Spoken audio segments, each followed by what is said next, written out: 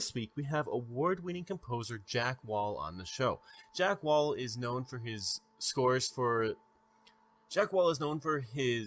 award-winning scores for Myst III and IV, the Mass Effect series, especially Mass Effect 1 and 2.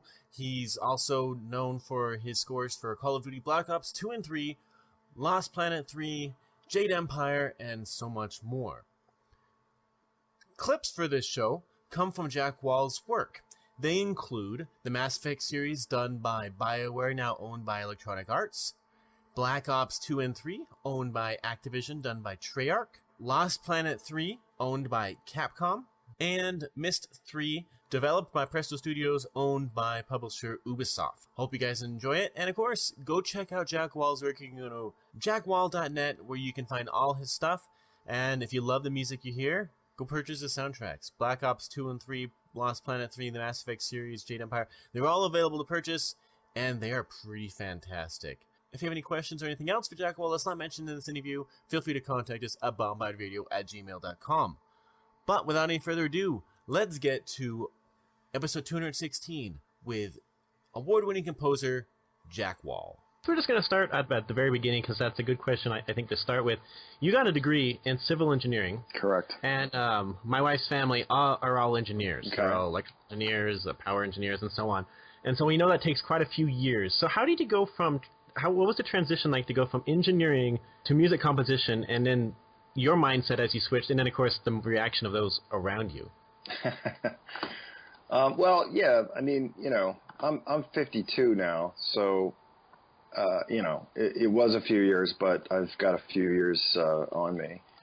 I think the transition was very simple. I could see where I would be. I've always been a musician, so even though I was interested in technical, scientific things, even though that was all another interest of mine, I always wanted to be involved in music. And my thought was going in, my mom convinced me that instead of going to music school, I should do something more practical with my education, something that, takes more, scientific stuff or whatever.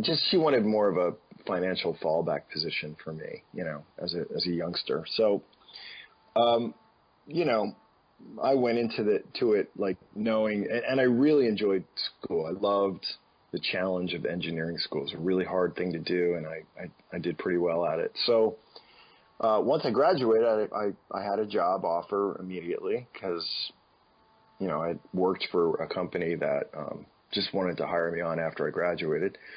And so I did that for about a year, and then I remember this one day, I came into work. It was like the 4th of July weekend, and I came in that Monday, and everyone had taken off except for me and a handful of other people.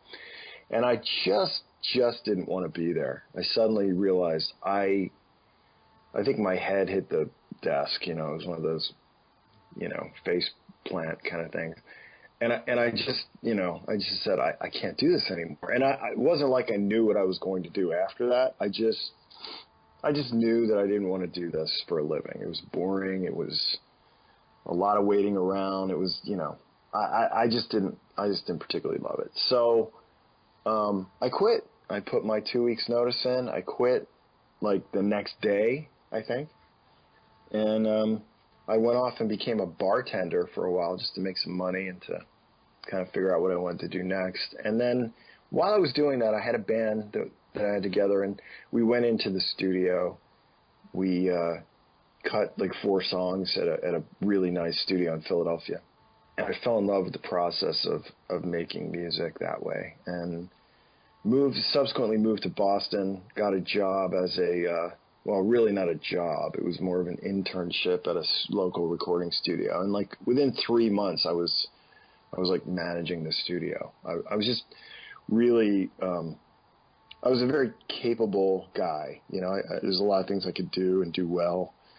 And so I just volunteered a lot. And eventually they hired me on to be the, studio manager. And then I would take lessons from the owner on how to engineer music. And so then I started booking, as the manager, I started booking myself as engineer on small projects. And I became an engineer over time. And 8 years later, I was in New York and mixing and working with really cool people like, Kevin Killen, who's an engineer who mixed Peter Gabriel and engineered his records, and Roger Moutinho, and we worked with Roseanne Cash for a long time. And then, I was working with the Information Society as engineer, and it was just a really cool thing to do, and I really enjoyed it, and I enjoyed not knowing really what was around the corner. Everything was always fresh and interesting and new and musical. So and then eventually, about 8 years into that, I met my now wife Cindy Shapiro, who's also a composer, and she had a band, and I was producing them for Capitol Records, like doing a demo deal that Capitol had given to her band. And so we became really close really fast. We were like best friends immediately, and we ended up getting married and all that. But she was in the game industry. She was a game designer for the local PBS, flagship PBS station actually in New York City, WNET. That's where like Sesame Street came from and all that. So she was doing educational software, like edutainment, I think they called it back then.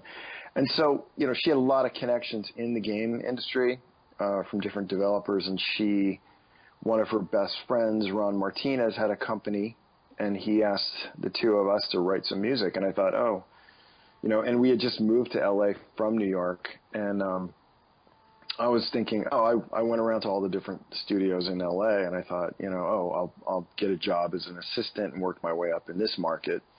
And I started to go to all these studios and realized that the engineering business, the studio business, was sort of dying out here as well. So, because everyone had their own home studios that were starting to be built.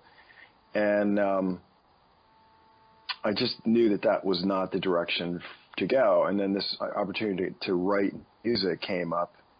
And, I'd worked with a guy named John Cale in New York for many years, and I was still working with him as his engineer. And over the years, he would do all kinds of projects. John Cale was by the way, one of the founding members of the Velvet Underground, which was Lou Reed and himself. He's just like the quintessential New York artist, musical artist. And he's kind of a Renaissance man. He's kind of a genius, and he would run around doing ballets and these weird commissions that no one else would, even conceive of. Getting the Rotterdam Ballet Company asked him to write a ballet about Nico, which is one of Andy Warhol's kind of artisty people, and she was actually in the Velvet Underground for a while. And it was just like we did that. We did film scores. We worked on the movie Basquiat together. I was engineering the orchestra and everything for that. It was fun. And then Julian Schnabel directed that. And then we did records, and we would run around the country to Chicago and LA, and I'd be engineering, he'd be producing bands, and it was so fun, But what the great thing about John was he would just say, I need you to arrange, do some percussion for this piece, and I would do that for him. And then he would say, I need to arrange some strings. And I had no idea how to do that. I didn't go to school for that. But I figured it out. After about 4 years of doing that with him, it was like I got this opportunity to write music, and it was like, oh, okay. Because at that point I was also producing a lot of bands and working with their material and thinking, I could do that. I could write music. And got an opportunity to write for a video game, and then the rest, as they say, is history. I've been doing it ever since then, and that was back in 1996. And since then, video game music has changed dramatically. Yes, a little bit. But that was the beginning of the modern era of video game music, because I think it was the PlayStation 1 who had a CD-ROM on it, and all the PCs being shipped, I think in 1994 had CD-ROM in them, and then they all came with the game Myst, if you can recall that. Yep. And so everyone was really, I mean, that was one of the things that really turned me on to modern gaming, because I kind of played arcades as a kid, played in the arcades, but, you know, consoles, like the early consoles, the Genesis and the Ataris and all that kind of stuff, I skipped all that. And then suddenly I was in the midst of playing Myst, and I was thinking, oh my God, this is a real artistic medium that is developing. I need to get involved in that. I guess that'll lead us into some questions that we have. You know, you mentioned how you got into the game Myst. When you got into that game, did you ever think you'd actually be one day composing and working in that franchise? No, that was a crazy turn of events. When my friend Dan Irish, he got a job. I can't remember the name of the company right now. He got a job with a company that was publishing the next in the Myst series, and it was going to be Ubisoft, or I think it was it Ubisoft? I think it was Ubisoft and his company developing, you know, this thing. And I had to audition for it, of course, because back then there was a lot of eyes on that, like, who are we going to get to do the music, because the music's so important. And I auditioned and won the audition. So that was just an amazing, for me, turn of events, and still one of my most proud scores. Like, you know, I think I'm really proud of that one.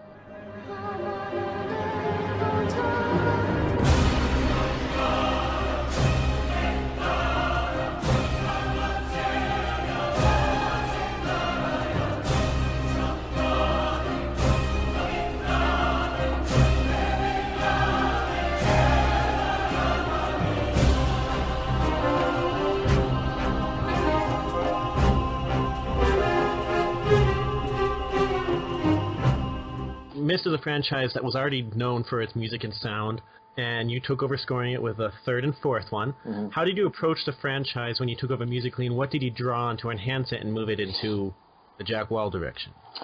Yeah, the thing about, you know, games and music is the technology evolves pretty quickly, and basically when Robin Miller was writing the score in Myst and Ribbon, he realized, because of the repetitive nature of the technology, of the way the music would play back in these games, he didn't want to write any melody, you know. So there was only one real melody, you know, that was sort of the Myst theme. So I took that, and then we developed our own technology. Like Cindy and I, Cindy was not composing at the time, but she still was a brilliant, you know, software designer, and so she helped me design a playback engine for how music would play back in Myst III, and we did an upgrade to that in Myst IV as well. But yeah, it was pretty cool. It was like a way to sort of sequence little bits of music together in sort of randomized fashion, and in ways that were still musical. And that way I could have melody, but then it could go away. And every once in a while, if something was happening and you were on the right track, we would actually trigger some melody to play. And in that game, it was a very subtle, very calm, atmospheric adventure game. So, you know, having melody come in was kind of a big deal. You know, it actually told the player, informed the player that something important was happening, or that they were on the right track or something like that. So that's kind of what I brought to this series, I think. And of course we recorded orchestra and all that, and that was great. But yeah, like the main theme for Myst III is a big epic, you know, story-based theme.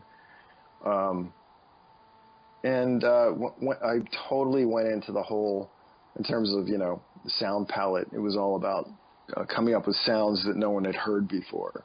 So I had a woman come in who makes her own woodwind instruments, and everything she played sounded completely interesting and new, you know.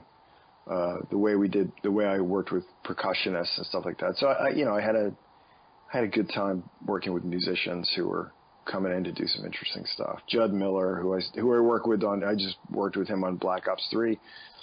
He came in on Myst III and played some stuff with his electronic valve instrument. Looks like it's the same valves as a trumpet, but it's like a electronic wind instrument. So you mentioned how, you know, one of the characters in that game, you know, makes her own instruments and so on. What sort of instruments did you work into the Myst score, beyond the usual strings and so on? What instruments did you find a way to work into a sound that made that game? Well, there was, back then, there was this album that Peter Gabriel had done, and on that album was this thing called a duduk, which is like a very sonorous clarinet. It's an Armenian instrument, actually. And back then, no one had ever heard of that, but I found it. I investigated that and, found somebody who played it, who's now, to this day, one of the guys that I work with all the time. His name's Chris Bleth. And he played the duduk. And, it was a sound that a lot of people hadn't heard at that point. And so that was a really special thing for that score. Now today, like, duduk is like everywhere, it's almost like another instrument that people have heard all the time. So, but back then it wasn't, so it was pretty cool.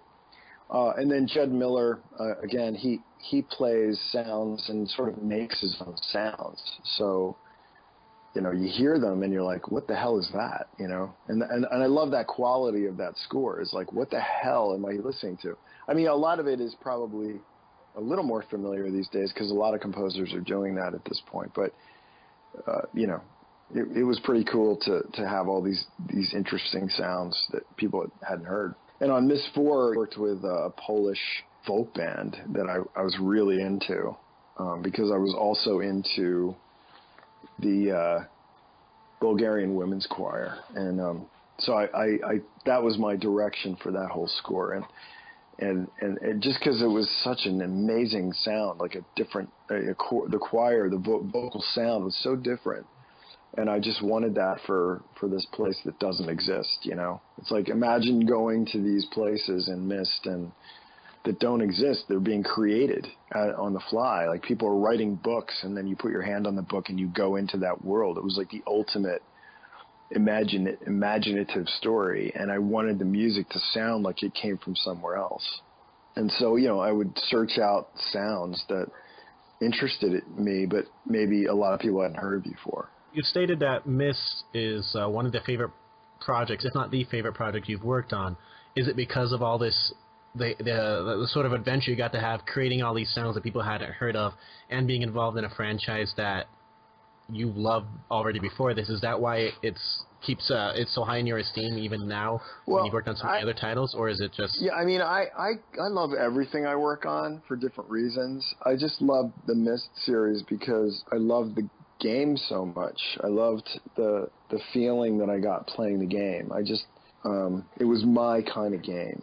I don't really have a lot of time to play games in my life, but that was I thought, a special game that didn't get anywhere near as much credit as it should have for what it was. It was just a very artistic experience. But yeah, I liked the fact that they let me do whatever I wanted. Like, I tell this one story, like, when the first piece of music I did was for a trailer for E3, for Myst III. And it was the first piece of music I did. And they temped in Crimson Tide, which is Hans Zimmer's score from the movie Crimson Tide. They temped in the main theme for it. And so I wrote something that I thought worked in the similar vein, but didn't sound anything like it.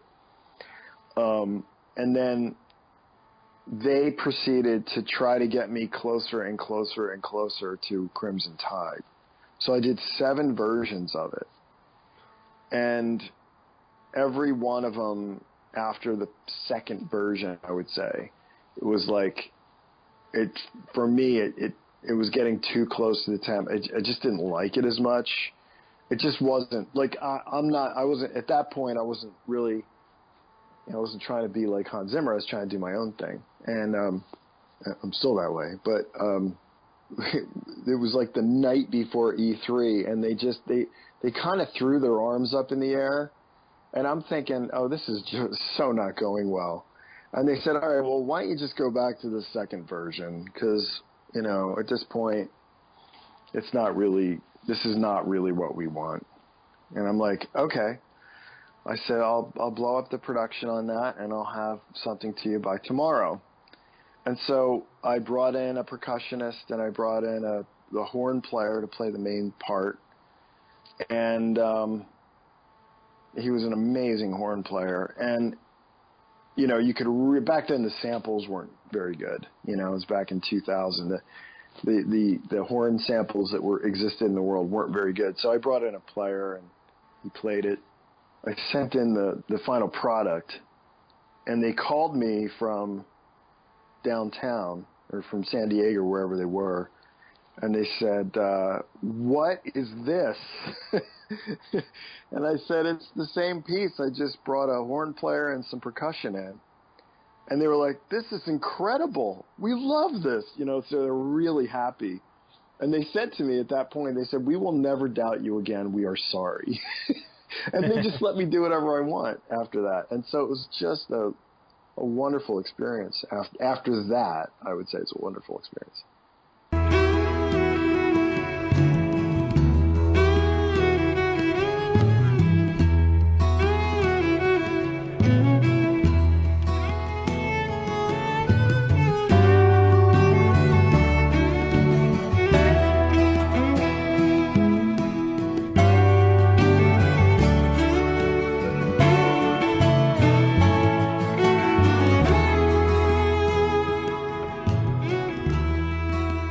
Listener had a Lost Planet 3 question. He said there were obvious Western influences in the score. One song in particular, A Long Way Home, seems to have been influenced by Firefly, or more specifically its theme.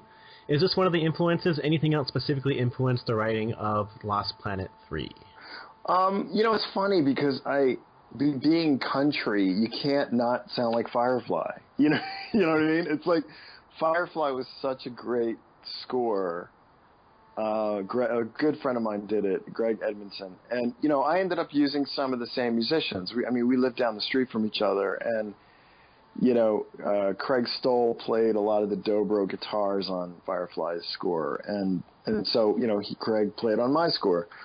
And I just brought in really great musicians. I wrote the stuff really fast. And I just don't think you can get away with, you know, somebody's going to make the comparison to Firefly no matter what. So if you write a piece of music that's country and it goes into something that's sort of futuristic, it's Firefly, you know? I mean, because that's just sort of what Greg and Joss Whedon sort of, you know, invented, really. So, and I love that show. But who knows? Maybe I was influenced by that in some way, just because I do love the show and I love the music. But I was really just trying to write songs and have people play them, you know, and that was how we did it. And I'm so into that score. I just, you know, I put new speakers in my studio this week, and I was listening to a little bit of that yesterday just to listen to how the speakers are sounding in here, and it just sounds great. Just really happy with the way we did that. Before we switch over to Mass Effect and some Call of Duty Black Ops, I believe Caleb has some of his questions. Okay. So I had a question about, like, as far as writing music in video games for specific, like, settings within the game, is there like a bag of techniques you have for each different setting within a video game in order to help a player, like, feel immersed in that? Like, are there any special techniques you use? I would say my process is really how I do it. My process is simply that, and this is something I couldn't do in the early days, but I've sort of honed this process over many years. But you know, you can get the developer to have somebody do a video capture of a playthrough of a level. And then basically you have a movie of that, and then you can score that movie, right? It's like scoring a movie. And then subsequent to scoring the movie, you then sort of break all that music up into its core elements, and then you can re-implement that into the game engine. So they play back in more of an interactive fashion. because I find that if I score it like a movie, I'm going to actually hit the peaks and valleys of the story and the drama in the story, you know? I'm going to hit the important moments that need to be hit, and I'm going to leave some dynamics there. I'm not always going to be playing heavy-duty action music. And one of the things that annoys me about video game music, or can annoy me, is that it's always actiony in character and in style. And you know, I've been in situations with audio directors that say, okay, here's the list of pieces of music we need. You know, this is especially in the early days, my early days. Here's a laundry list of musical pieces we're going to need, basically how long they're supposed to be, and, you know, how they're supposed to loop, right? And then you would write this music sort of blind and not really seeing what's happening in the game. It then gets put in the game. And because of that, you're writing all kind of the same music. It's all, you know, it's not the same music, but it's you know, heavy action, usually, because that's what video games are. And they'll stipulate that, oh, we want this to be action, and this should be action too, and then that should be action. And then what happens is nothing feels like action anymore, because it just sounds like what I call wallpaper. You know, it's just always frantic and always doing something actiony. Never mind the fact that none of it was written while watching gameplay. So then it gets put into the game, and you're like, oh, that is not good. It is not what I would do if I'd seen this gameplay. That is not what I would have written. And so having a movie of a playthrough of a level allows me to pick and choose when the action starts and when it doesn't start, and or when it's more mysterious or when it's more tensiony. And then I can build the emotional arc of that level musically. And I think that is the preferred way for me to do all of it, because for me it's all about what emotions is the player going to experience here and there. That's my main technique, if you will. And then, of course, it's compositionally speaking, what does this world sound like? You know, what's the music supposed to sound? What do I hear in my head when I'm looking at this video? And I trust that at this point. I really trust what I hear in my head when I'm watching something, and I can almost always hear it immediately. So do you focus like more on just what you hear on your head than like what you know would make something actiony or would make something peaceful? Like, is it more just what you feel than past knowledge of what has worked? Like, or is there a balance you use? Oh yeah, I think it's always a matter of your entire breadth of experience doing this. But yeah, I mean, experience is key, is really important. But you know, I don't know, if you listen to the Black Ops 3 soundtrack that I just released, you know, I listened to it the other day, and you know, it just got released on November 6th, so you know, before that we did the mastering, and I listened to everything all the way down, and I'm like, wow, there's so little serious action music in the score, and it almost sounds like crazy for a game like Call of Duty, but the story is really important, you know. And it was all about the story for me. So I did a lot of stuff that was counter to all the action. It works really well in the game, you know. Feels really good when you're playing this game, and you've got Azam Ali singing this really amazingly melismatic vocal style, and it's just you know, because you're inside a dream, you're inside like a memory, having this battle, and it just gives it a whole other feel. It feels to me really good, you know. So I just trusted those instincts, and I just go with those. Okay. I mean, you know, I've had situations with Treyarch. I mean, we've worked together on 2 games now, so they kind of trust me, because, you know, in Black Ops 2, I wrote a similar, with Azam Ali, I wrote some Pakistani kind of like chill music for this, for the Pakistan level. And, at first they were like, oh, this is not masculine enough. We need to beef this up a little bit. And then it turned out to be like one of the favorite levels musically for the fans. And I think it's just because it has a cool feeling to it. It doesn't have to be all masculine all the time. There's a yin and yang thing going on in the story, and it's nice to bring some of that out, I think, musically. And having Azam Ali also gives us people a connection to action music, and I believe she was in the Matrix soundtrack, or the third one. Probably. She was in a lot of, she was in a lot of stuff. She was in 300. Yeah, so you connect that voice to a lot of important or big action moments and lots of different things, and it worked really well, especially Pakistan Run, I believe, is the one you were talking about. Yeah, that Pakistan Run was the one that they had the issue with, exactly.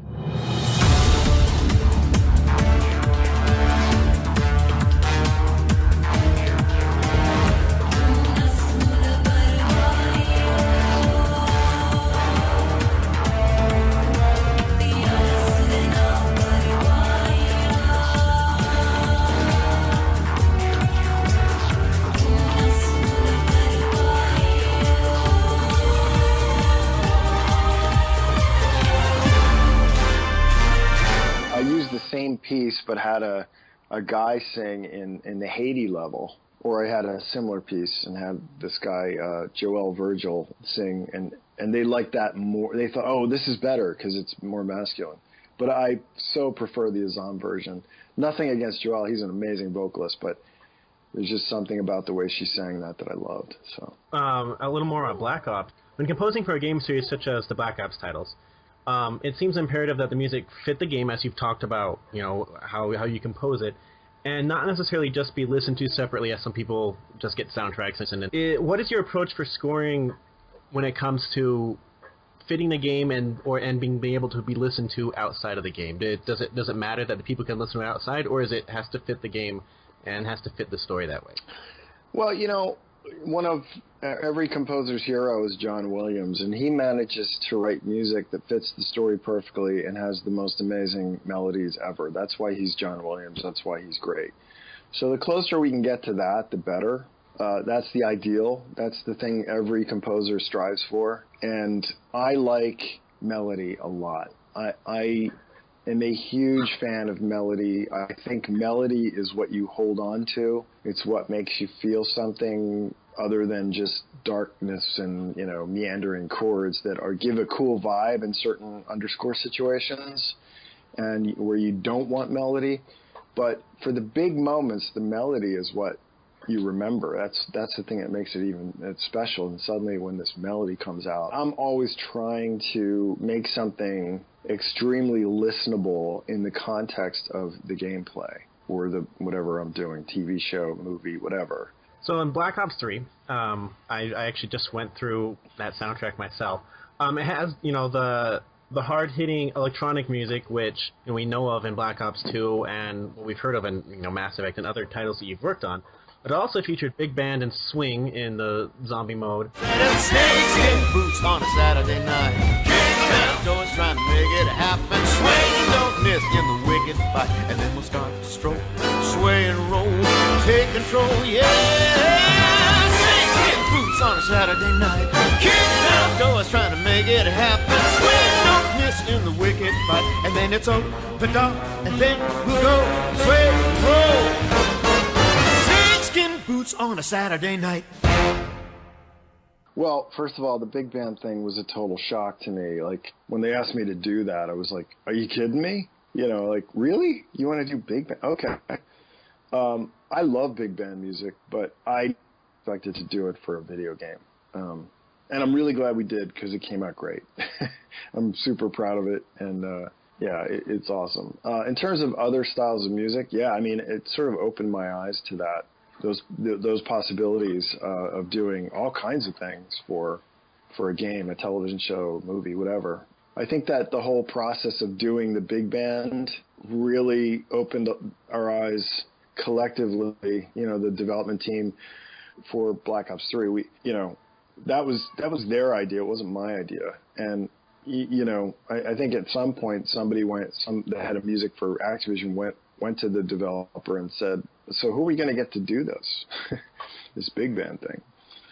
Because, I mean, you know, why would you expect that I could do that, right? So, I mean, I've never done anything like that before. So they just, the developers, Brian Toohey, who's the audio director, he just trusted me to make it happen, and we did it. And it, I mean, to me, it was the most fun I've had in ages. I mean, I love what I do, but this was just heaven for me. I love being in the studio with all these amazing musicians and the singers. I mean, Antonia Bennett singing, you know, Tony Bennett's daughter singing the Cold Hard Cash bit was like, that was probably one of the coolest musical moments I've ever had. They say you're a big spender, so pour a drink and let's raise a glass. Now I see you love me legal, tenderly, with cold, hard cash.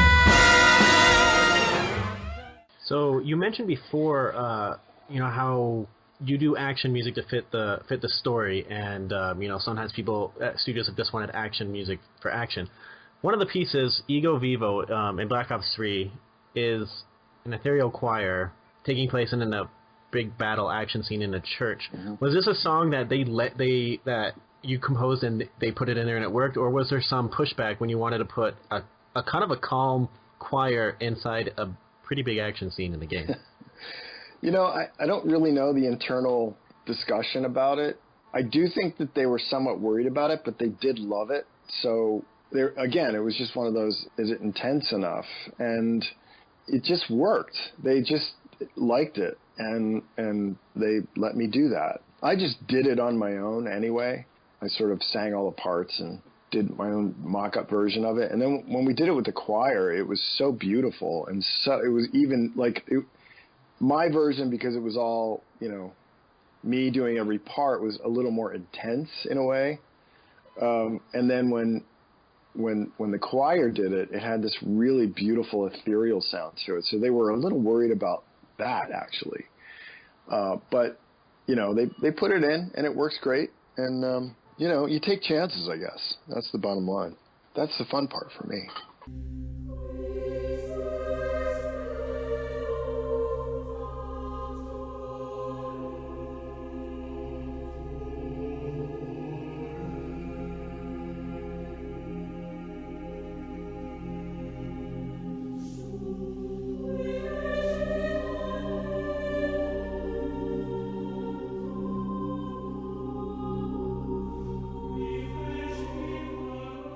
So we're going to switch gears to Mass Effect series, because if I don't ask about these, some of our listeners will probably skin me alive. Yeah. So the sound of the Mass Effect series is very distinct and consistent throughout. Can you break down how that sound formed and evolved to become the scores that we know and love? Yeah, sure. I worked on Jade Empire for BioWare, and then I auditioned for this game. I didn't know what the game was, but the brief was just, you know, we want to go back to the 80s kind of synthy, Tangerine Dream kind of Blade Runner kind of sound for this sci-fi game we're doing. And, you know, a number of people demoed for this game, two of which ended up working with me on the game itself, because a lot of people did some really cool things in the demo phase of this project. I won the demo and got to be the composer. And then some really intense personal stuff happened, like right when I was supposed to be writing the main theme and stuff. And it was so devastating, you know, personally, that I asked him if we could bring on Sam Hulick to help out. And that's where Sam's contributions began. Because while I was off for about 3 weeks dealing with this personal issue, Sam came in and wrote some really great themes for the score. So his demo for the score, which is so good, I didn't understand why they gave me the job. And I told them that, like, stupidly. But Sam wrote the Galaxy Map piece, you know, Uncharted Worlds. That was just his demo. And it was one of those things that it was probably just like a Arturia patch that, you know, he probably hit with one key, but the way that he produced it, it just came out like, I don't think I could have even duplicated it the way he did it. And I had to when I redid the Galaxy Map for Mass Effect 2, New Worlds I called it.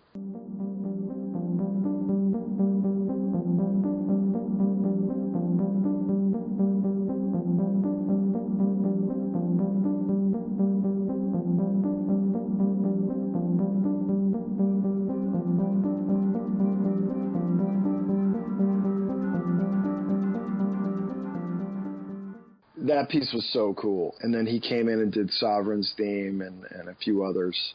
And I just felt he deserved a full composing credit, even though I probably wrote most of the music in that score. But he wrote some great stuff.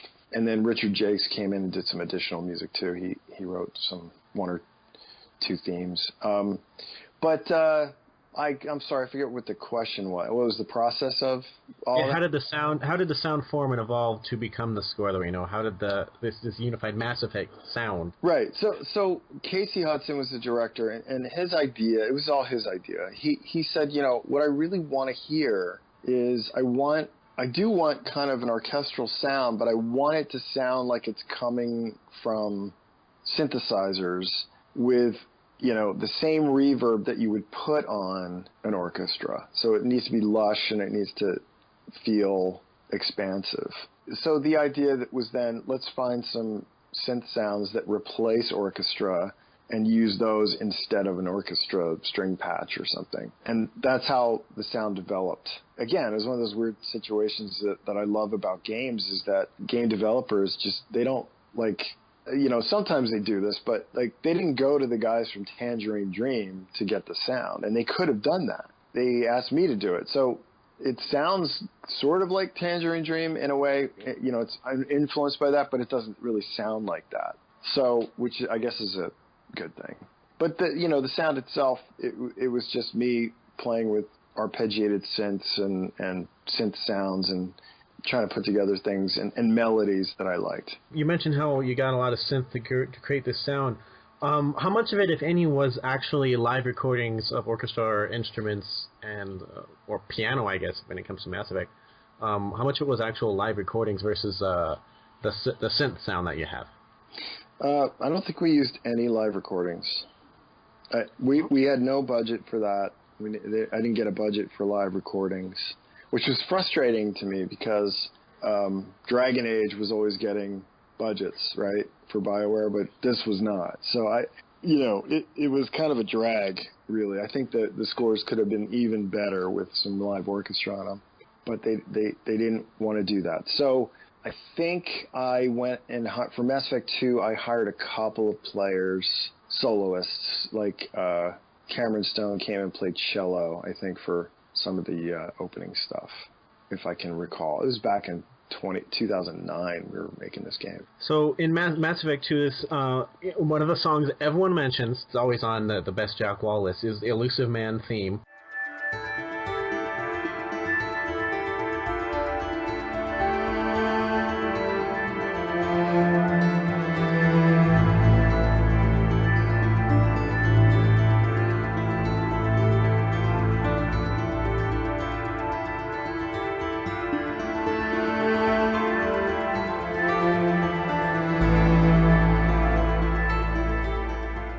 How did that song come to be? I know it's synth. I know it's. I think I've seen a video of you playing it on your synthesizer. I doubt it. Well, maybe it said Jack Well playing it, but it's on YouTube somewhere. Okay. How did that song come to be? Because he's the main antagonist-ish of Mass Effect 2. And, that theme is kind of iconic for that game and for him now, and those type of themes are really hard to come by. How did the Elusive Man song form? I knew that we needed something whenever, Martin Sheen's character would come on the screen. So I wanted to create something that was out of the way, that could sort of bubble underneath whatever dialogue was going on with him, and would immediately be different enough from everything else that it would be his sound, if you will. And so, it's just me experimenting and coming up with ideas. And, I think that's one of those situations, I think, where the patches I was looking at and messing with were sort of more inspiring than the actual video. I just liked the sound of what I was hearing. And so I went with that, and I dug into that rather than the other way around, where I'm hearing it already in my head. I'm trying to figure out how to produce that, So, yeah, I think the Elusive Man with the sort of subtle arpeggiated synths and guitars and stuff like that was something that I just kind of stumbled on, really. That's the only way I can describe it. Okay. So when it comes to composing for games such as the Call of Duty series and Mass Effect and so on, how much time in advance do you typically get to start your work, and what materials do you get to get it done beyond just the animatics or videos, so that you can fit their vision and, of course, your own vision in a way? The time varies, but generally speaking, I usually have a pretty luxurious amount of time to do it. Some people apologize because they're giving me 3 weeks to write a piece of music, and if I had to, I'd write it today and it'd be done tomorrow. That's one thing I do like about video games. One thing I don't like about writing for video game scores is the exact same thing, because sometimes I just like the immediacy of having to get it out today. There's something creatively that happens in the moment where you've got to get this done today, and you got to commit to everything you're doing. I always feel like your first thought about something, your first instincts, are always the best. And if you second guess yourself, sometimes everything takes longer, but you end up coming back to the first instinct that you had. It's similar to that whole story with that Myst trailer that I was telling you about earlier. It's like my first idea ended up being the best idea. So, I think that's pretty much how that works. So I've heard that composing for a video game is very different than composing for a film or even TV shows, and that sometimes big film composers don't always work while doing video games because the style is so different. Could you elaborate on the composing style of a video game versus what is required for a film or even a TV show, which I know you've worked on, I believe, Rain on the CW? Yeah, I did some additional music for that. I think that whole thing is a matter of economics. Big film composers make millions of dollars doing their games, plus they get royalties. Games offer no such thing. Games are just another thing that they do to round out their creative palette, if you will. I think that often a big film composer will just have an underling do some of it, or they'll write the themes and they'll get into it creatively, but they're more the creative director on it rather than in the trenches doing all the work. So what ends up happening is, when I'm writing a score for like Call of Duty, for example, I'm talking to my audio director every day, and it's not just because I like the guy.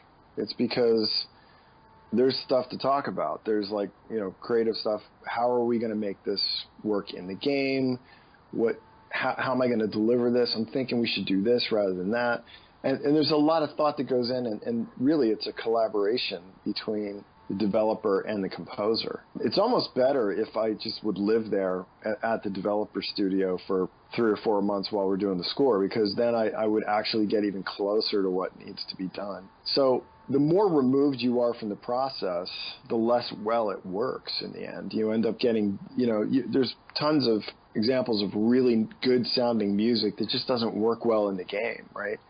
So that's kind of the problem here. You really have to integrate with the developer to make it work well in the game. That's just a fact of video game music. Writing the music itself is really no different than it would be for writing film or television music. It's just that it's more interactive, and it has to be, that part is a lot harder to think about the very, very, very many options that are going to come up for the player at any given moment, and what they're going to do next and how you're going to address that musically is almost exponentially harder. But writing the music itself is not. The last question from a listener is, you've mentioned that it's always preferable for composers to use live orchestras and pieces for their work, yet at times, you mentioned with Mass Effect and so on, you've used a synthetic orchestra. What types of sound are enhanced with a synthetic orchestra and samples, if there are any, versus using live? Well, I've never heard, honestly, and other composers may disagree with this, but I always feel like, as good as I am with sampled orchestra and all that stuff, it just always has everything is better using a live musician.